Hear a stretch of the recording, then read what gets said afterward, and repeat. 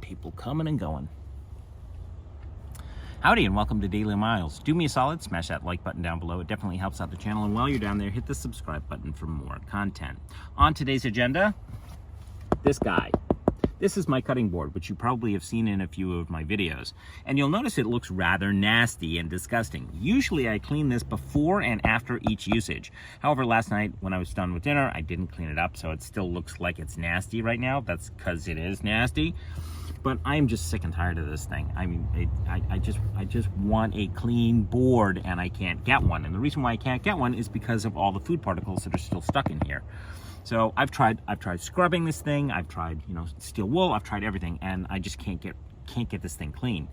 So I saw something on TikTok that I know TikTok actually useful.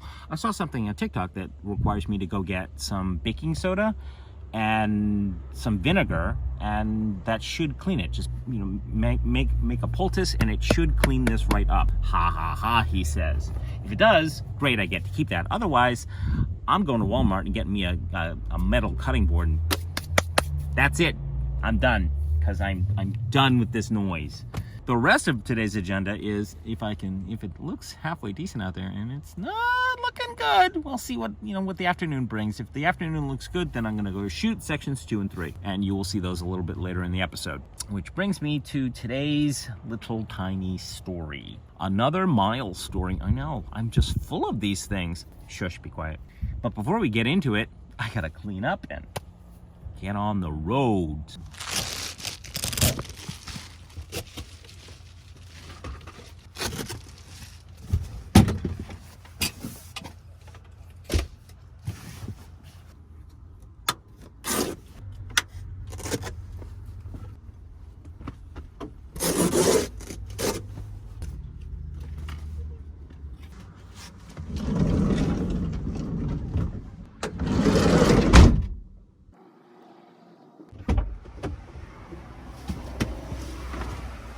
The year's 2000, and I was working in Boston. I was living in Arlington at that point in time,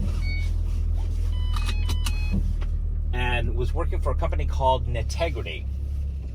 And Netegrity was a security company, basically. They had developed this piece of software called, well, actually, I don't remember what it was called. They developed this piece of software that allowed for single sign-on. And that basically meant that you could sign in to, say, AOL, or when AOL was a thing, or any one of your software services, and then have those credentials passed over from one site to another, without having to sign on a second time. And that, at the time, was a fabulous little tiny toy. Absolutely wonderful. There I was, working for Netegrity. And I was basically renting a car at that point, because I didn't own a car. I didn't need a car.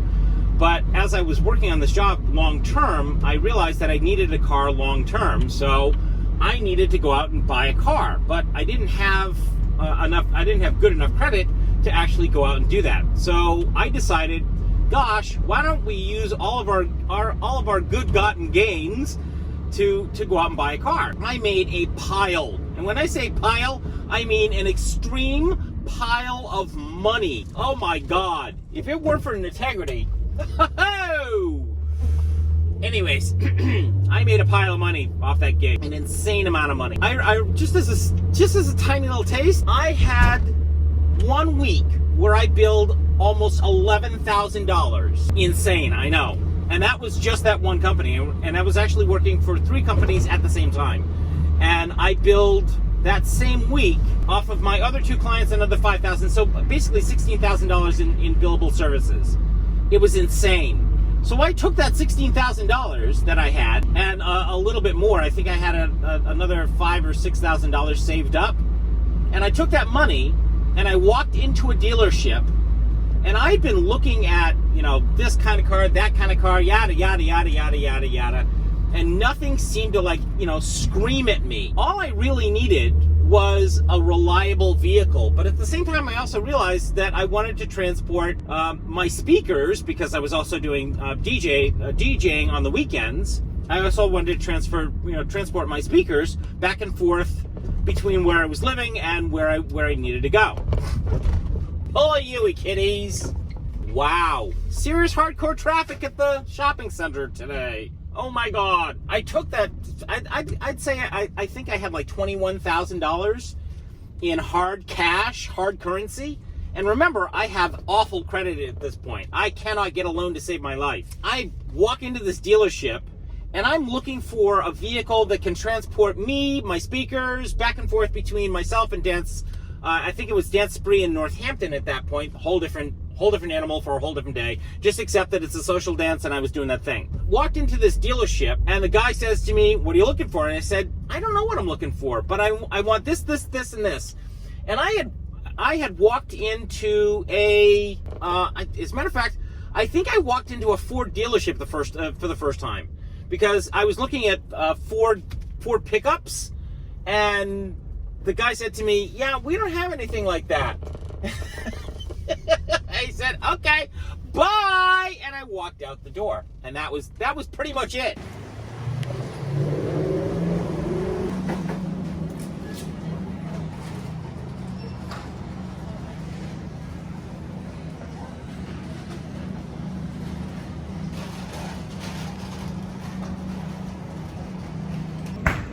I know, you're wondering what we're doing in the cleaning aisle.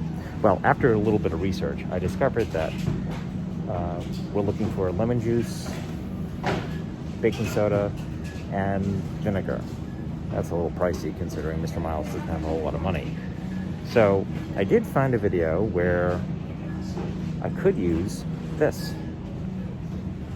It'll get the job done, and it's a lot and it's all natural. So basically the same bit of work, just a little bit easier. So I'm gonna get that instead.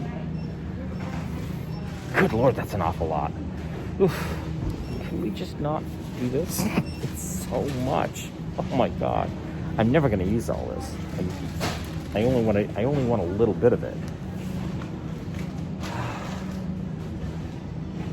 Let's go see how much the other stuff is. This is $5.49. Let's go see how much the other stuff is. So the vinegar is $1.39. Baking soda is $1.49.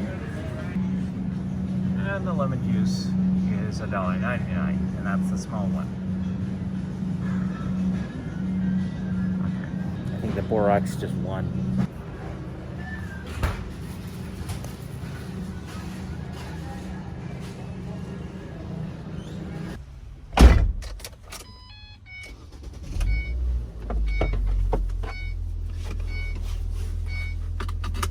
And now, back to the story. Or as Paul Harvey used to say, and now the rest of the story. So I drove to the very next dealership. The very next dealership was a Nissan dealership. I pull in, and I'm immediately greeted by not one, but two salespeople. And I finally get this sales guy, and we're chatting, and he says, "What are you looking for?" And I told him what I'm looking for, kind of sort of like a truck. He says, "Have you looked at the Nissan Pathfinder?" I said, "No, I have not." He says, "Well, I think it might actually be better for you than a truck." And the Nissan trucks were not that bad. They were, not what I was looking for, but, an SUV could do the job, and I'd been wanting an SUV anyways because of all the times that I'd basically lived out of an SUV while I was living in California, learning how to dance tango. So, to make a long story short, we get into the Pathfinder, and the moment I get into it, I'm in love. Absolute love.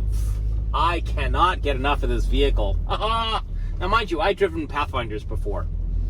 But what sold me on the Pathfinder was the fact that this particular model that I was driving was a model that Nissan barely made. And it was a 5-speed. And I wanted a stick shift. and everything that I was looking at was basically an automatic, and I was not a happy camper about that.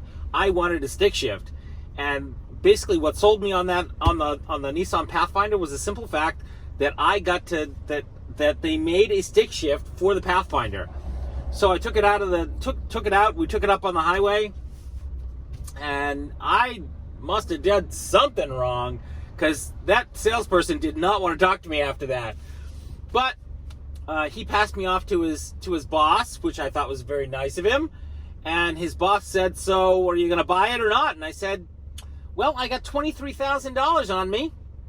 What can we do?" He says, "Is that $23,000 cash?" I said, "Yeah, $23,000 cash."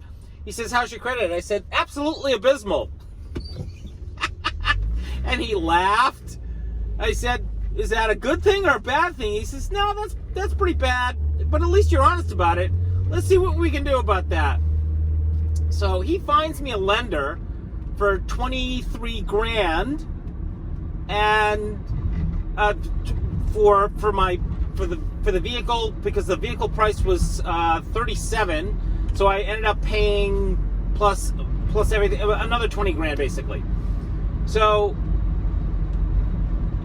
push come to shove, I literally drove off the lot that day, and it was, suffice it said, it was a pleasant experience. I got it in the color that I wanted, 5-speed, and with all the bells and whistles, and I literally drove off the lot that day. So why am I telling you this tiny little story? Because I've been thinking, obviously, about, if I'm going to replace the van at some point, what am I going to replace it with? I'm thinking, if I have piles of money, I'm going to buy new. I am not fiddling with used at all in any way, shape, or form. I'm going to go and get new if I have my druthers, or if I have my desires. If there's a pile of money sitting there, fingers crossed. If there's a pile of money sitting there, I'm buying new. No ifs, ands, or buts about it. Because as it turns out, the vehicle that I ended up buying that time, it had a tiny little hiccup. And the beauty of buying new is, obviously, it comes with a warranty. And sure enough, about 3 weeks later, that thing had a tiny little hiccup. I drove it directly to the dealership, handed them the keys, and said, "Fix it." And that, kiddies, they fixed it, picked it up that afternoon, problem solved-etta. What more do you want? So, my next vehicle, I'm not buying used, I'm buying new. First chance I get. Assuming that there's cash. If there's a pile of money, then I'm buying new. If there's not a pile of money, then yeah, not so much of that idea. Alrighty, we are at the parking spot for today, because I'm going to be shooting at this beach later on, or at least that is the idea.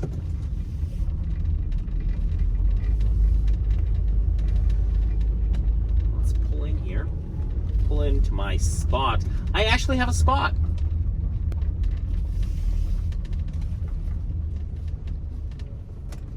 Ah, yes. You're probably wondering, why is he not taking care of the ant thing? Because I actually haven't found any more. So, yeah, not so much of that. All right, let's take care of my cutting board issue. What do you think? Well,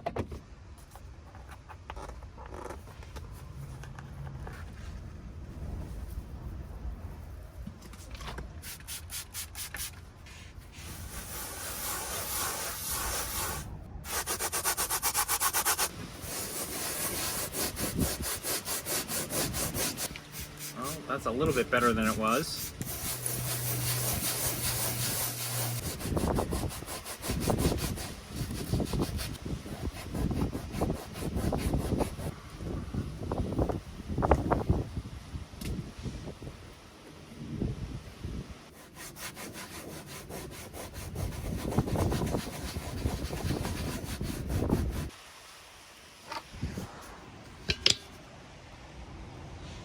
That, yeah, that did not help at all.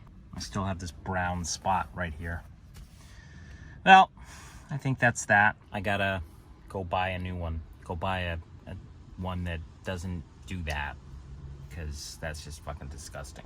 Now I have a whole bunch of borax that I don't need at all. Anybody want some borax? Alrighty, kitties. Now on to shooting sections 2 and 3. But it's looking really nasty out there. I might have to skip this today. A little rough out there today. This might not be the ideal conditions to shoot in today. Right now I'm out of the wind, so it's not bad. That's because the stairs are protecting me. But the moment that I step onto the beach, you're gonna hear lots of wind. Ready? Huh. That's actually not that bad. Oh no, there it is.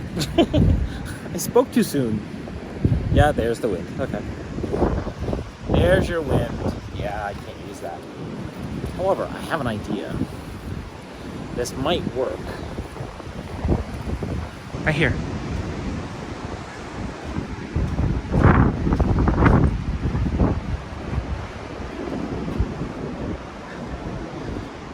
It's still windy in here. Yeah, we're still getting some wind. But the really cool part is that I can shoot that way. This might work, but I'm still getting wind.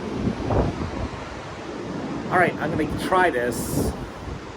It's probably not gonna work, but I'm gonna give it a try. Amelia Stories, Chapter 3, Section 2, Amelia Dates. As promised, Phil was waiting for Joni and Richard when they got out of school. As they started walking together, Amelia showed up out of breath. Joni was surprised by her mother showing up. Mama, what are you doing here?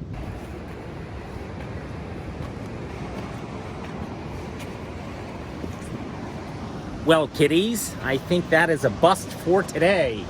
What do you think? As you can tell from that tiny little clip I just showed you, yeah, not so much with that. So the weather report for the next 2 days is windy, really windy. So I'm gonna wait 2 days and then start up again. Hopefully do sections 2, 3, and 4 on the second day, or 2 days from now. All right, thanks so much for watching. I appreciate your time, your patience, and your patronage.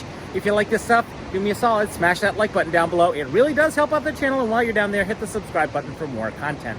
Thanks a bunch for watching. Daily Miles. Bye.